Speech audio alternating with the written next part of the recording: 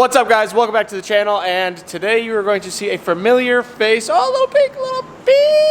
All right, let's see what's in store. Dang, I was on a roll. All right, let's see what's in store for the Tramp in 2021.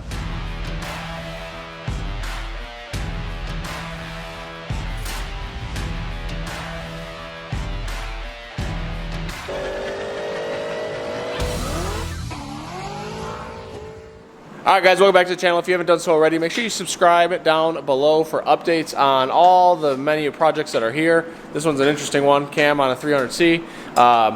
We've decided that we're waiting for parts for a lot of customer vehicles that we're getting wrapped up this month, or into February. So we're going to take advantage of these 2 weeks where we don't have a lot of drop-offs scheduled to work on the red car and work on Tone's S10, which you guys will see in other videos. So the red car is in the shop. Dan's already working on it. Now, we had a hell of a year racing this car.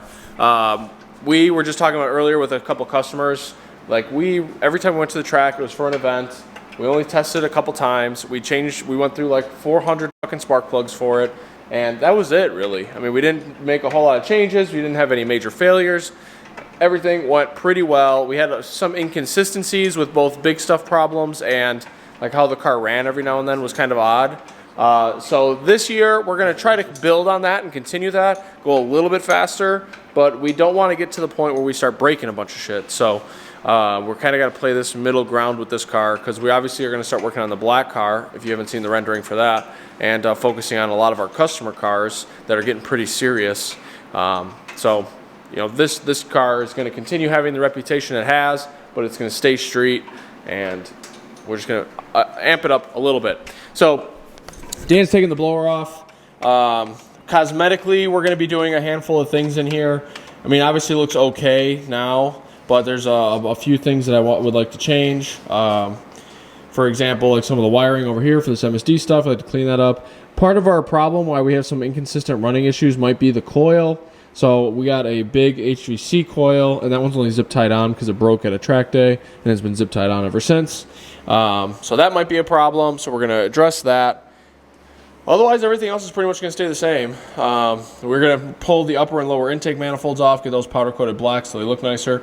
We're going to be doing aluminum piping to the intercooler, because this is all steel and pieced together. Like, it's blue there and black there and red over there somewhere. So we're going to redo that in aluminum, probably take, I don't know, 10 pounds off the front of it. And it dissipates heat a little bit better, so it won't heat soak. And I think that's really it for the under the hood. That's it under here. Oh yeah, we got to make a bigger catch can for the vacuum pump. We have to, oh, this is snowballing quickly. We're going to remove these fuel lines. We're going to probably put a different set of fuel lines on it, 120-pound Holley injectors. And we're removing all the fuel line that's on the car currently. 4 180s here. Ooh, that'd be nice. We have to remove all the fuel line. It's like 25 years old. So guys, we put PTFE lines on everything, not because it's rated for E85, that's one reason, but two, because of the shelf life. It's like infinitely long. It's plastic, it's not rubber. So this has all Aeromotive rubber lines from God knows when, and this car being 11-to-1 compression and boosted with 20 pounds of boost, it was really sketchy on pump gas. You can't even do it on pump gas, really, unless you wanted to like clip the rev limiter down to 5,800, where it only makes 13 pounds. It would probably be okay, but who wants to do that? So this was always on 110 octane all year, which smells great and it's awesome, but it's like $8 a gallon, and it's probably going to increase. So we're going to be changing this car over to E85. So the few recommended things that we're going to be doing is obviously rip all the lines out and switch it to PTFE. We're going to put a 40 micron stainless steel filter on it. We're going to use 10 feed, 8 return. Probably keep the same regulator. There's nothing wrong with the regulator that's on it.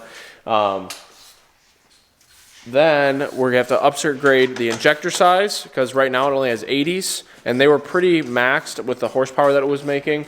And then we have to upgrade the pump also. So right now it's got a MagnaFuel 625. We're going to send that in, get it upgraded to a 750, and that's probably going to be our limit. The 750 is probably going to...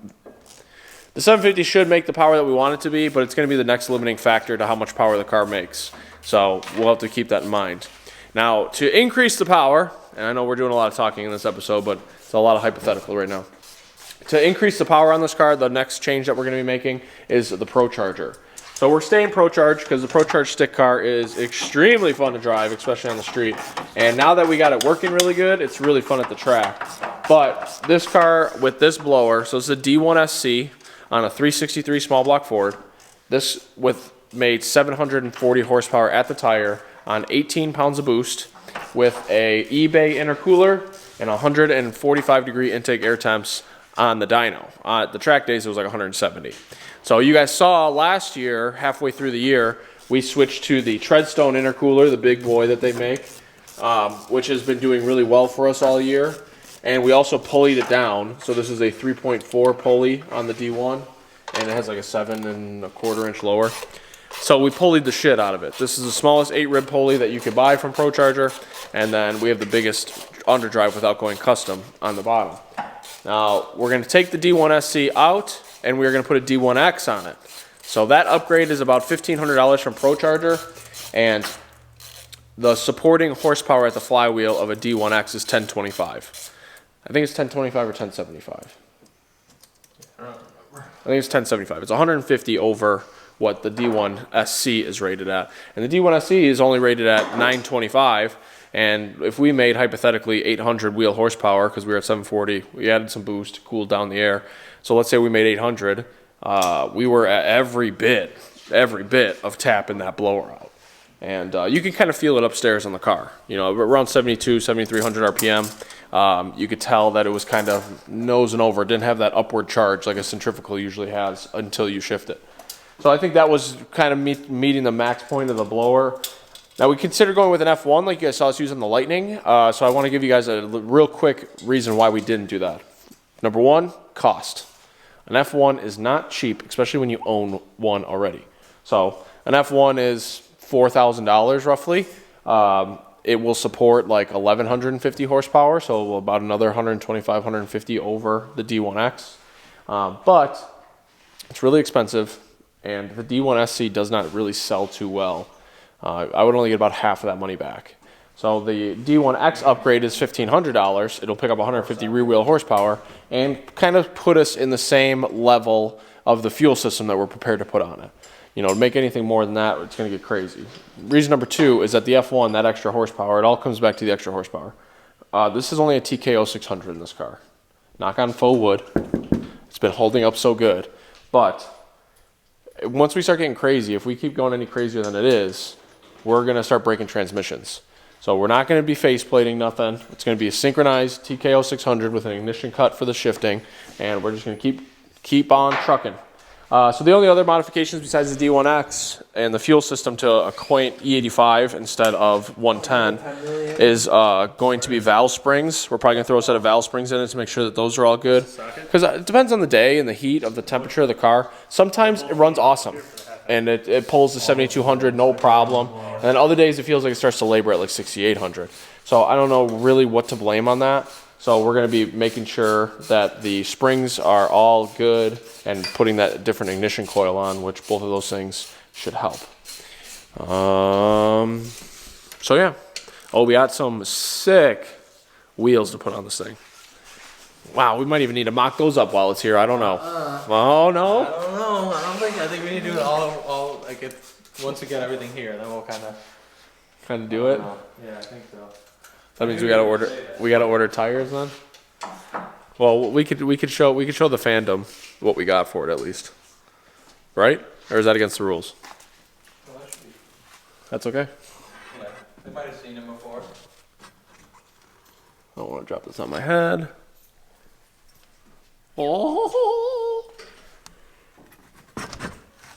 So we got Alumistar 2.0 fronts and then a set of, you can kind of see them, single beadlock rears. And we got a set of single beadlock rears from Champion. They're used wheels off of Brandon Mork's car. You guys have seen it on the channel before. He raffled them off and we won. So, woo, woo, woo. All right, so blower's coming off, getting sent to Procharger. That's going to take 4 to 6 weeks. In the meantime, we are going to worry about ripping the fuel system off, getting the pump sent out, getting that rebuilt, and then maybe getting some black fuel rails, and then dressing up the upper and lower intake manifold. This is going to be a weird, building the Tramp is going to be weird because you guys have seen us like build it. You saw us rewire it, which it admittedly could probably get rewired again, even nicer. But there's nothing bad about it. We're just upgrading. So this is a video on taking it apart, discussing the spring upgrades with you guys. And if you have any suggestions, obviously comment down below. And if you have any questions, comment down below. Otherwise, give us a thumbs up, subscribe, and we'll show you guys ripping it apart. You guys want to say anything? I just talk for 10 minutes straight. It's all right. They watched us too, so. It's all right. You guys are in the background doing the hard work. Oh, we're going to powder coat this bracket too. Yeah, we're not sure if we're going to be able to powder coat the blower. That's going to be a topic of discussion. Procharger will not powder coat a non-powder coated blower that's used. We can polish it. Everything black and have this polished. Will they polish it? Give me some wiggle. That'd be kind of cool. We'll find somebody to polish it if they won't. Yeah. That's something we could try to do that. Yeah, That'd be kind of cool. I'm down. Be the star of the show. Right, little jewel. Let's get some dime footage. Anthony's ready for the dime. Are you not? Yeah, of course we are. We're so pumped. If you guys haven't seen the dime, Grandpa's truck is what it's been known as around here. There's a link to it when we bought it. Super sick, and it's going to be so sick soon. So sick. You guys will see boxes of parts coming in, and over the next few episodes on the channel. So otherwise, ignition-wise, we're not really changing anything here. We're going to still run this MSC two-step, but we are going to put a bigger coil. I think that's it. Throw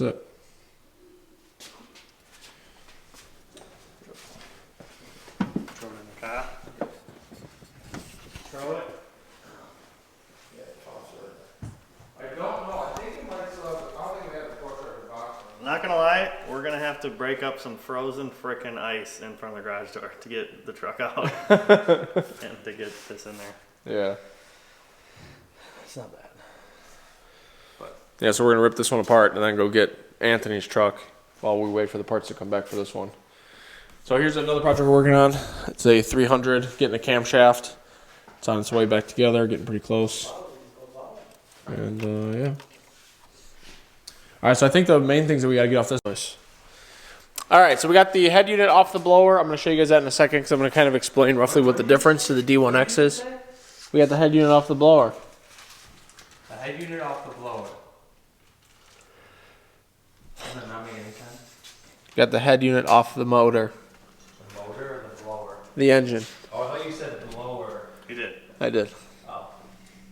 Maybe I said motor. Did I say blower or motor? You said blower. Nice thinking, Tone. Yeah, that made a mess. We got fuel everywhere. It just wouldn't stop draining. And I should have planned this in advance and got a dash 10 cap for the fuel tank, but I didn't. So, all right. Anyway, so we got the line off, we got the pump off, so that's ready. We're going to be changing all the lines. We're going to take those off tomorrow. We're not in a huge hurry about that. We'll take this Y block off and everything, and then yeah, that's it. From under here, we gotta change this catch can. We gotta make a much bigger one because it fills it up too fast.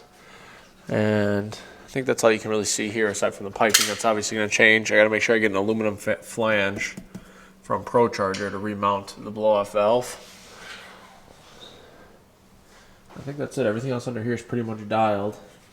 Like I said, I wouldn't mind rewiring the power and grounds to the inside of the car, but on a personal vehicle, it's just preference, and I don't feel like going through all the work to do it, so we're not going to. All right, now let me show you guys the D1 SC. This is how we're going to close this video out. Maybe you'll see a little bit tomorrow once the manifolds are removed. But, oh, let's change that. We don't want that. There you go. Now you guys are smooth. Okay, so we got the blower off. Those are a couple more fuel pumps we got to send out.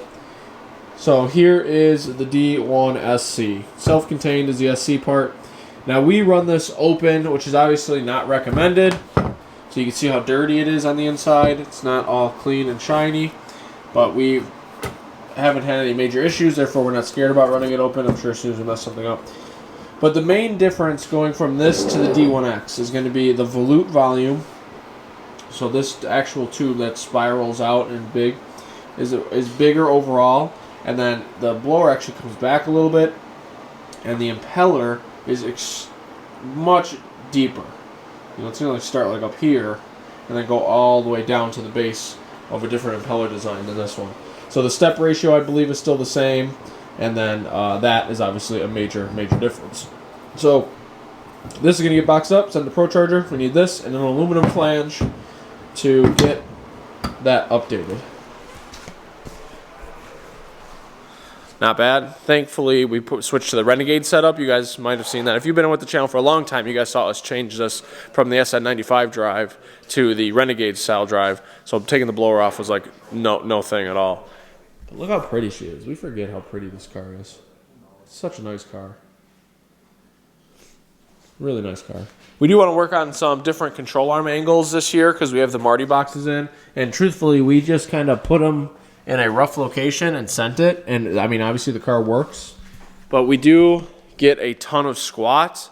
So we're probably going to go to a little bit softer spring, which doesn't help the squat issue, obviously, but we have no compression control with this. And we're going to just try to get it to really plant the tire hard. And so that's going to be the main the changes for this. I mean, the goal for this year is to go like a mid 1.2 60-foot time. And we are still chasing a 9-second pass in this car. So I have a feeling we've done it. The data shows that we've done it, but we have not officially gotten the 9-second time slip. And when we do, that's going to be a big production. So anyway, the car is really nice. We're just kind of showing you guys the Tramp again. If you're new to the channel and you haven't seen the Tramp, or if you somehow stumbled upon this because you saw us on the SN95 forum where I just posted this video, then make sure you subscribe down below. Otherwise, you guys will see an update on the intake manifold and all that stuff once it gets powder coated. We're not really going to show you taking it off. And we'll see you guys in the next video. So thanks again for watching.